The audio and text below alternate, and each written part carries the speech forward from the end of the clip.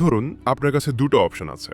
প্রথম অপশন, আজই আমি আপনাকে নগদ 10 লক্ষ টাকা দেব।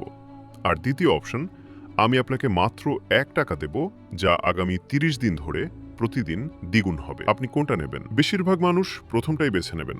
কিন্তু আপনি কি জানেন 30 দিন পর ওই 1 টাকা বেড়ে দাঁড়াবে 100 কোটিরও বেশি। এটাই হলো পাওয়ার অফ কম্পাউন্ডিং বা চক্রবৃদ্ধি, মুনাফার ম্যাজিক। অ্যালবার্ট আইনস্টাইন কম্পাউন্ডিংকে বলেছিলেন পৃথিবীর অষ্টম আশ্চর্য। সহজ ভাষায় বললে, যখন আপনার জমানো টাকার উপর সুদের পাশাপাশি সেই সুদের উপরেও আবার সুদ আসতে শুরু করে, তখনই তাকে কম্পাউন্ডিং বলে। চলুন একটা উদাহরণের মাধ্যমে বুঝি। ধরুন দুই বন্ধু, পার্থ আর আকাশ। পার্থ 25 বছর বয়সে প্রতি মাসে 5,000 টাকা করে ইনভেস্ট করা শুরু করলো। আকাশ একটু দেরি করে 35 বছর বয়সে একই পরিমাণ 5,000 টাকা ইনভেস্ট করা শুরু করলো। দুজনেই 60 বছর বয়স পর্যন্ত ইনভেস্ট করলো এবং ধরে নিলাম 12% রিটার্ন পেল। ফলাফল, পার্থ 60 বছর বয়সে পাবেন প্রায় 3.2 কোটি টাকা, আকাশ পাবেন মাত্র 95 লক্ষ টাকা। দেখুন, আকাশ মাত্র 10 বছর দেরি করায় তার রিটার্ন প্রায় 2 কোটি টাকার বেশি কমে গেল। এটাই সময়ের গুরুত্ব। কম্পাউন্ডিং এর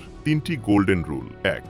সময়। কম্পাউন্ডিং এ সময় সবচেয়ে গুরুত্বপূর্ণ। যত আগে শুরু করবে এবং যত বেশি সময় দেবে, টাকা তত দ্রুত বাড়বে। 2. নিয়মিত বিনিয়োগ। প্রতি মাসে নিয়ম করে ইনভেস্ট করুন, মাঝপথে থামবেন না। লাভ হলে সেটা তুলে না নিয়ে আবার বিনিয়োগ করো। এটাই কম্পাউন্ডিং এর আসল জাদু। Interest on interest. 3.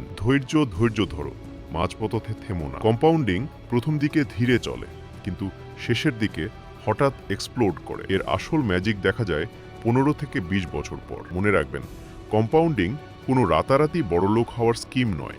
এটি হলো ধৈর্য আর সময়ের খেলা। আপনি যদি আজ থেকেই ছোট কোনো অ্যামাউন্ট দিয়ে শুরু করেন, তবে ভবিষ্যতের আপনি নিজেকে ধন্যবাদ দেবেন। ভিডিওটি ভালো লাগলে লাইক দিন এবং আপনার সেই বন্ধুর সাথে শেয়ার করুন যে এখনও সেভিং শুরু করেনি। আর ফাইন্যান্স সংক্রান্ত আরও ভিডিওর জন্য সাবস্ক্রাইব করতে ভুলবেন না।